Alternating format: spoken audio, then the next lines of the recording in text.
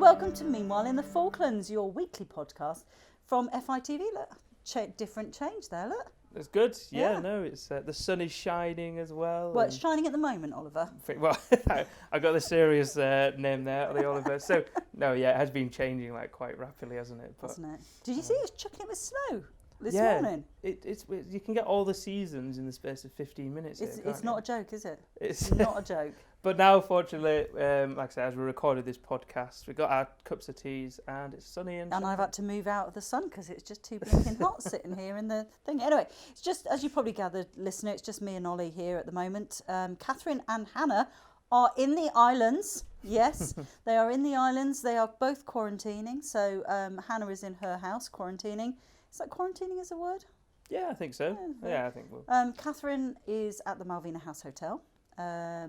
So she's there with a view of the harbour, actually. She got a balcony. She's got a balcony, yeah. Living the life, living the luxury. They've got a little roped off area for the quarantining people to have a little run around. But for people that are not aware then, that's our last line of so COVID doesn't come in, isn't it? People have to quarantine for 2 weeks. Yes, absolutely. So at the moment, the Falklands is COVID free and has been for quite some time. April? Is that our last? I think so. The last, confirmed. But they were all, kind of last and they were all at MPC anyway, weren't they? Yeah, definitely. Yeah, MPC. Definitely up there. Yeah. Yeah. Yes. So it's been a busy old week. Just the two of us. You have been doing a lot of sport this week, haven't you? Tell us about the football. Yep. So it's been a very busy week for us all, hasn't it? Really, but. The football, so the winner has been announced for the Stanley Services Indoor Football League Trophy. I won't reveal too much. You can check it out on FITV or on our Facebook channel. Hope you've got your subscription, Stephen. Stephen wrote to us about a year or so ago saying he really liked to hear about the sports on the islands. Oh, there you go. That's why we keep mentioning him. And then there is another trophy. It's the Stanley Services Plate. And that is, as we're recording this on a Friday, the final is today, later on. And I may be taking part as playing in it, yes. So if we win, we could win, but we'll see how it goes. We are playing a really informed side at the moment. How many Chileans on your team, though? Because it's the Chilean Independence Day today. Yes, no, there is quite a lot. And it's good because this league, it's very diverse in nationalities. So there's loads of people from a wide variety of backgrounds. I'm just thinking that they'll want to just get it over with so they can go out and party. There's a big one on Saturday, isn't there? That's the big. It's extended hours and things like that. Oh, is it the Narrow? Okay, the Narrows, I would imagine. Yeah, so it's a big occasion. But like I say, there is a lot of Chileans that play as well, which is good, and very, very good players as well, to be fair. So today is Friday the 18th of September 2020, and it's also Katie Beattie's birthday. So if you have been listening to the podcast from the very beginning, it was Katie who was on the initial podcast with us all. So it's her birthday. She's in Australia at the moment. Oh, nice. Yeah. Probably sunny up there, is it? Yeah, I saw a picture on her Instagram today. She was wearing this really nice blue short suit. Right. Which is obviously the smart thing to wear. So she looks fantastic. Yeah, she's having a great life there. Brilliant. Tomorrow is my wedding anniversary. Wow, okay. Dare we ask how long the anniversary is? Yeah, 28 years. I was a child when I got married. Wow. What are you doing for it then? Because I remember, I think the first thing you said... Eating pancakes. Wasn't the first time, did Steve get you an egg poach? Oh, yes. Can you tell us about that? I think no, because I think I'm trying not to swear about it. So, years ago, we had a wedding anniversary. Oh, I don't know. What was your first one? Oh, God, I have no idea. But my friend, after a year of marriage, had a eternity ring. Her husband bought her an eternity ring. It's like, for goodness sake, I've been married like 10 years and not got an eternity ring. So if Steve's listening in, then this is a slight hint. He did. He got me an egg poacher. There was one year that I was talking about us going for a weekend to Paris. And bearing in mind we lived on the south coast, so it wouldn't have cost us that much, to get there. And he bought me a Hoover instead. Oh, nice. Okay. Yeah. So that was that. Saturday the 19th is also International Talk Like a Pirate Day. Right. Now, in the past, FITV have done a special 60-second news where I've translated the news that week into pirate speak. Right. I've seen a few clips of that actually. Yeah. It looks quite cool, but I guess in It was this fun year to do. It was fun to do, but I think you need just more than you and me to do it, unfortunately. But, I think this year we've there's been it's been a busy week anyway. It has been, do yeah. You were supposed to be going away on Sunday, weren't you, to Middle Island to do some tussock planting? Yes, as part of a conservation thing. So Middle Island is in the Keppel Sound, I believe, on the west, right in the middle. That's what it's called, Middle Island. It's an uninhabited island, which is quite interesting. And we were meant to go along and do some filming, but I think this weekend there's a lot of wind. There's quite bad weather forecast. Yeah. So that means that we can't go, but it's all right because next week it's rescheduled for next week. That's good. But I am really looking forward to that. That should be really good. That's good. So earlier on in the week we spoke to Ruth Taylor, who is a very nice lady. She has a lot to do with Team Tranquil, which is the mental health charity down here. Because coming up in October is World Mental Health Day, so she's written a set of 4 poems about mental health, ready for to be released up to that point. So we went to interview her in her house. Yeah. And as we were going down, she had all these crocuses. Do you actually know what crocuses are? Because you looked at them and thought they were a bit alien. No, right. I can't lie to you, can I really? So no, I don't really know much about them. It was in the script. Because I went, look at the crocuses, and you're like, sure. Where? Okay. But in the news this week, I was trying to make something a little bit more than here's what's coming up in the next few weeks for the What's On guide, and it just ended up with there were some crocuses out, and here's the What's On guide. It's like, so it makes no sense whatsoever. But in my mind, it was this lovely transition between the fact that spring is coming and there's more things going on. That's what I was trying to get at. It worked. I think it worked all right. Yeah. I think people will understand, I'm sure. I hope so. The Rocking Horse, that's a nice piece, the Rocking Horse piece.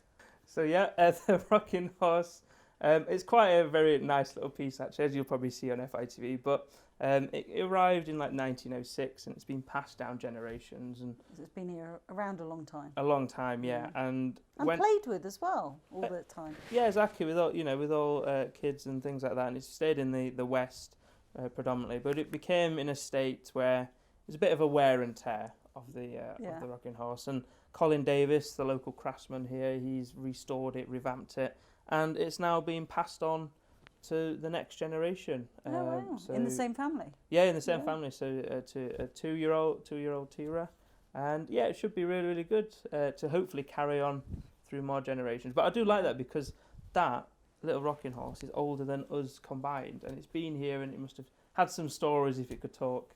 Of what it's seen in the Falklands. Absolutely. So I think it's quite an amazing little piece. Yeah. So I was dying last weekend at the FIDF hall with the Spinners and Weavers Guild. It was their big, massive yearly event that should have taken place in May, where you just get the chance to dye a load of wool ready to sort of spin that following year. So my house has been an absolute mess with all this wool stuff everywhere. But it was a really enjoyable time, and if you are coming down to the Falklands, I highly recommend that you join the Spinners and Weavers Guild. You meet a great bunch of people and get to learn a new craft as well. So what's going to become of, so you're going next week as well, aren't you? You're going to do what's going to become of all the wool that you've made? Because I've seen it drying and you've been tying it into knots and things like that. So yeah, well, unfortunately my back gave out earlier on in this week, so I haven't been able to do any spinning. But what I would normally do is by now I would have spun some of it. I've got a spinning wheel at home and just sit there watching telly spinning, which is a bad thing to be honest, because when you look at my spinning is quite even. And then every so often it goes really thick or really thin because obviously I've been distracted by something that's on the television or something. Sure. And it's gone a bit funny. So it's a bit artisan in places. Is there quite a few people that go then? Oh yeah, Quite a lot. It's quite a lot of people in the guild. And it's a great place. It's not as difficult as you think it is. In fact, you ought to have a go. I said this last week when the military people came in, and they were talking about some visiting regiment who's going to do a yomp from San Carlos to Stanley, which is great. But the Gurkhas did it in 48 hours. I knew that was coming. So, you know, I think that's it now. And they're all fit guys as well. So what do they want to be doing yomping when they can be coming down to the guild and learning how to spin? That's a challenge for them. There you go. You've heard it here first. Challenged by Paula to do a bit of spinning at the guild. But you got that drone up quite a few times this week, haven't you? With the demining? Demining, yes. I've been quite fortunate to fly in that between the snow. In between the snow, the sun, and everything. So yeah, no, we've been. We went down to a minefield, minefield 5, and they were taking off the signs. That's the last phase of the demining project for that minefield. So me and Tom went along to help out and take a few drone shots of that as well. So that's also an FITV, that piece. So how many minefields have they got left to do? I think off by heart, don't quote me on this, but I think it's 4 that they've got left. 4 left.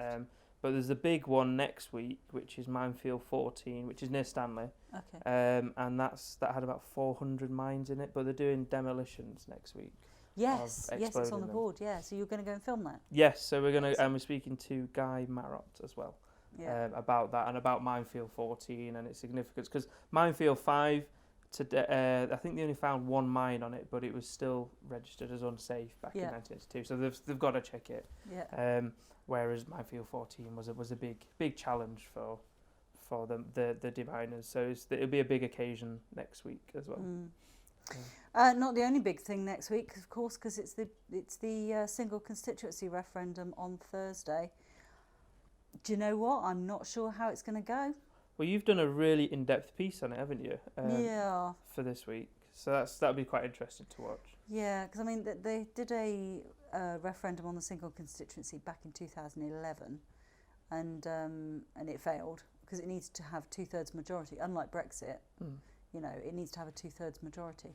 So, yeah, it didn't go down last time, but they're redoing it again. Do you know what? I'm not sure. I really don't think it's the right way to go. Because if the idea is a single referendum would mean that people in camp would have more choice as to who's going to represent them, and I'm not entirely certain that that's the right way to go. I think there's other things they could have done really, but we'll see. It could be quite a close call. I don't know. But in this piece, you looked at the MLAs and their viewpoints and things, but they're quite split as well, aren't they? They are split. They are split as to whether to go for single or not. So we interviewed a few of them about it and sort of looked into what can be done. Have you just dropped your microphone? Yep. Okay. You can hear a rustling, people. That's definitely me. My bad. There we go. That's all of doing that. I'm all good. Editing challenge for me. But yes, we'll see. So next Thursday is going to be quite tricky because we're going to be there at the town hall as soon as they close the polls, and we have to sit in the audience while they count up, and then hopefully we will live stream it, but we'll have a look and see how that goes, because there is there's a hotspot at the town hall, so there's a possibility that we could do that. We did, yeah. We have done a lot of live stream, especially during the pandemic when, well, I would say when it's still going on, but especially when the Falklands was in lockdown and we had to live stream the daily updates from the government. So it does work there. So hopefully, we'll see how it goes. Yeah, we'll see how it goes again. Sometimes somebody unplugs it and then it doesn't work at all. So we'll wait and see. Also, hey listener, you'll be pleased about this. The top MLA top 10 we have put back on the board. Now, Oliver didn't know anything about this, but years gone by, you see, we had a top 10 of MLAs. There's only 8 MLAs, I'm aware of that. But some of them, if they've cheesed us off a lot, go down to 9 and 10. But at the moment, they're filling the top 8 spots. I'll tell you who's at the top. Ian Hansen. You had a good interview with him this week, didn't you? It's all done on frivolous things. It's not anything to do with being serious. It's just being very frivolous things. Yeah, no, I get along with all of them, really, I think. Yeah, they're all pretty good. And, Ian Hansen was funny, you just, I don't know, you just have a chat with him, really. It was quite just a nice, genuine guy. So when we did the MLA Top 10 a couple of years ago, well, several years ago, actually, there was, Michael Poole was on the Legislative Assembly at the time, and he was forever on the first place. He never dropped down from number one. He was number one all the time throughout the whole 4 years. So are we thinking like a musical top charts, but MLA top charts? Yeah, we can do that's what we should do. That's what we should do. We could do like an up and down and see who's moved up, see every week. Yeah, yeah. So you went to the presentation on the new port facility, which sounds very exciting, on Wednesday. Bam Nuttall are the ones that are designing. It does look actually a pretty cool design, actually. Very excited. How long is that going to take them to do? It's about 3.5 years from this first point to completion. Yeah. Obviously, you know, that could change with, you know, the pandemic and things like that. Yeah. But we'll see how that goes. But yeah, I mean, it is. You know, I've only been here a relatively short time, but you can tell that Firepass is in desperate need of getting rid of. Every morning I wake up thinking, could this be the day when we find out that half of it's fallen in the water? Well, how long was it meant to be here for, and how long has it survived for? It was meant to, I think it had a lifespan of 20 years, and that was like 35 years ago or something. It's way past its best. And it's just like throwing old money, you know, waste of money thrown at it. But they've given it the best they can do, but it is definitely needed for It's past its best. It's past its best, and you know, with the wool and meat market not in a great place, you know, we need all the fishing and cruise ships. That's how the money's going to be, isn't it, over the next few years? I suppose it's good that we're talking about it now. You know, whilst that tourism's going to be a bit quieter, definitely, in terms of building a new port and getting things ready, rather than when a season comes in and the ports, you know, it would be absolutely chock-a-block. It'd be nice to focus up on that as well. You've not been here when we've had like 6,000 visitors in, have you? I think I just arrived when there were loads of visitors in, but like... It's a nightmare.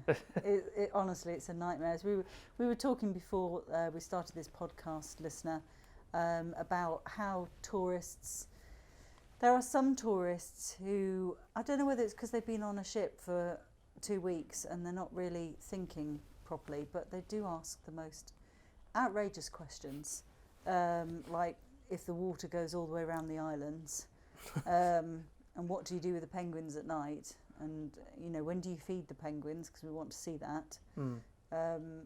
It's like some zoo kind of thing. Yeah, and where do you all go in the winter? Well, we actually live here, you know. Oh yeah, I've heard about that, the way people ask the tour drivers or the tour guides, like, they believe that Stanley's I say not everyone, but they believe that Stanley's like a toy town, and that's a seasonal town. The worst thing is when you've got like several thousand visitors in, the tourists in, and I don't know whether it's because they've been on a ship for so long, they don't remember how roads work. Yep. And you have to avoid Ross Road, especially around that corner where Falklands Conservation is and the jetty centre, because they just walk across without thinking, without looking. And I'm surprised there's not been more accidents actually. You know, with tourists. Although we've had a few tourists step back and fall into the water. We've had that a few times. Oh, wow. Okay. Yeah, things like that. I know that, but I know I haven't. Like I say, I arrived when the tourism season was kind of on the wane. On the wane, that's the word. Yeah. On the wane. So, but it was But like I say, it'd be much different now, wouldn't it, as well, because with COVID and all that kind of stuff. So it'd be much quieter. More clever people. Cleverer people than I am will be looking at things like that, but I don't know how that's going to recover, but we'll wait and see. The government here are putting together a package of assistance for tourism, because there's an awful lot of places. There's shops here that solely rely on the money they get from tourists in the summer to keep them going through the winter. I see. So I hope that there's something.